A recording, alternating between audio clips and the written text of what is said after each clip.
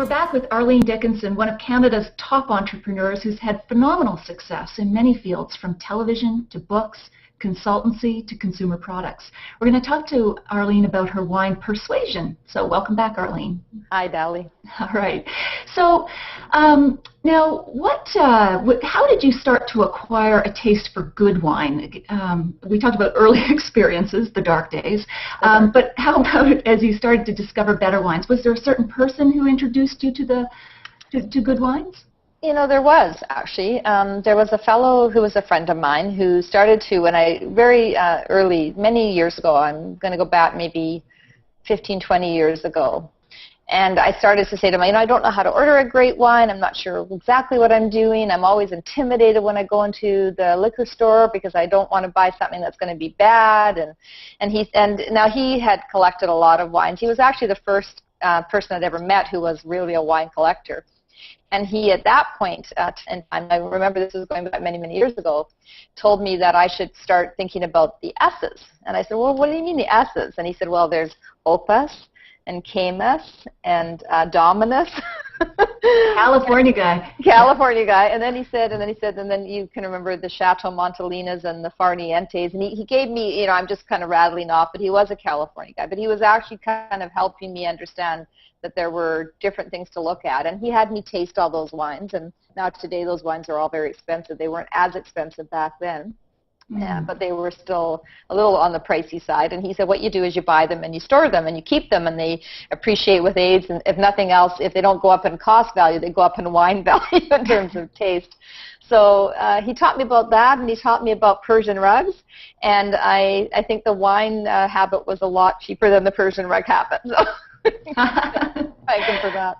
Oh, that's great. Now, you, of course, have launched a brand of wine called Persuasion, along with the kind of luxury products of coffee and chocolate and the skincare.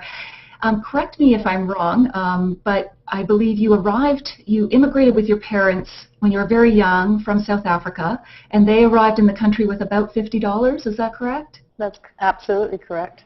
And do you think that this taste for indulgences, even small indulgences, because we're not talking about a 50-foot yacht here, is in any way related to your beginnings?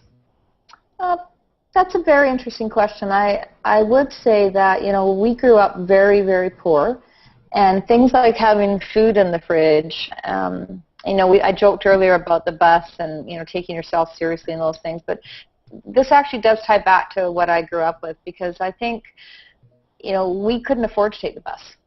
We walked because the bus was too expensive, and we didn't have food in our fridge. And, when we did buy groceries, it was a big deal in our home because suddenly there was food on the table, and, that was a big deal.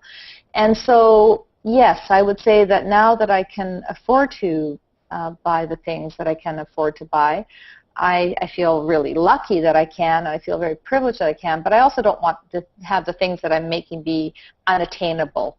Now, the wine is a little bit on the pricier side that I've created, but the chocolates and the things that I've got, I hopefully are small indulgences that anybody can afford. They're not things that you want to buy for yourself every day because nobody does that, but you do want to have things that are high quality and good. And so, yes, I would say that the insight that you provided is that a lot of that does come because in my past I could not have done any of that. And I think also women tend to look for those small indulgences. Again, I don't want to generalize horribly, but busy lives can't always take off to the Cayman Islands, but you can have an amazing piece of chocolate with cayenne pepper or a great Bordeaux blend, a Cabernet blend. Yeah. Do you think those really attract women? Is your brand for those products more aimed at women than men? When I created the Persuasion line of products, the wine and the coffee and the chocolate, I did it because I had written this book, and as I kept thinking to myself, what do I like to do when I read? I love to sit down, open a great book, have a nice glass of wine, have some chocolate or drink a cup of coffee, and it really came out of that. And so do I think that women, it resonates more with them? Probably, because it came from a woman's notion. It came from a female perspective of that's what I do. But I can tell you how a lot of men like my chocolate and my coffee and my wine, but I didn't create it with a gender in mind. I created it with the idea in mind that we need to take, sometimes we just need to be good to ourselves. Sometimes we just need a moment, and we don't need to sweat about anyone else, and women do not do that enough. That's something I can say. We're caregivers, and sometimes we don't care for ourselves. That's true. And so with the, if you were to describe your co-host, Kevin O'Leary, as a wine, what would he be like? We can edit this. Oh, what would Kevin be like as a wine? It wouldn't be a subtle wine. It would not be subtle. It'd be a bit tannic, needing to smooth out? Yes, it might need a little bit. It might need to smooth out a little bit, yes. Okay, we'll leave that. But back to your comment about the book, which is really interesting, because one of my favorite things to do as well is to read and have a glass. But do you think there's any similarities between the narrative arc of a book, which you've just been through in depth in writing your book called Persuasion, and making a wine? The creative process, anything similar there that you see?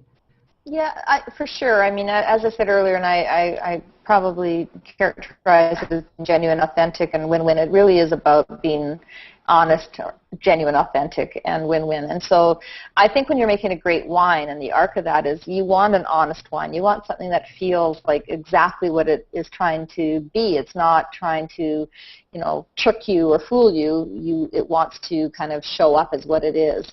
You want a wine that's authentic. You don't want it full of stuff that you don't understand, and you want it to know, you want it to be genuine and be what it is. And then you want to, of course, there's a win-win in a bottle of wine, because the winery won when you bought it, and you win when you drink. Everybody's happy. That's right. But the arc of the story with a wine, yes. When you make a wine, there is this kind of path you go down. There's a journey of a wine, and you do the tastings. You figure out what it is you like. You have to understand enough about what you're tasting to feel and believe that it's going to continue to evolve, because wines evolve with time, just like stories change and grow bigger with time. And then when you actually, there really is no end to the wine story. That's what I love about it. Every time I open a bottle of my wine, it's a 2010 blend, and when I open it in now, I think, gee, it's changing so much, and it's growing, and it's maturing, and it's fantastic. It's just like a good story, right? Excellent. Wow. Way to tie them together. So, I mean, several studies have said that women buy 80% of wine because we're tend to be the household purchasers of a lot of things, from shreddies to SUVs, plan the dinners, and also the social gatherings. Do you think women buy wine in a different way from men in terms of what we look for? I don't know the stats on that. I don't know what we would be looking for. I think we may be more attracted to the beauty of the bottle and the beauty of the label. That actually, I think, is meaningful, or the interest of it. And I'm not saying we're fooled by it. I think it's just, it adds to it. It's like looking at a beautiful home that's well decorated. You could love the home, but if it's well decorated, that's a big plus, right? So probably a little bit of that goes on. But I don't know. That will be an interesting thing to find out. I'm gonna do some investigation on that. Do you know the answer? No, market research, though. It's a great. Yeah. Should get an agency to look into that. I should have done that. No. And at one point I heard you make in a previous interview was it's different having a financial interest in a company versus a creative interest. Your wine would be one. You didn't make the wine, but you certainly are financially invested in it. What's the difference to you? There's some things that that you could add value in the manufacturing or the early stage, where your input is going to add significant value in the creation of something. I can't help the winemaker make a better wine. They're either, because they're experts at what they do, but what I can is think creatively about how I want to market that wine. I can think creatively about how I want to be involved with it.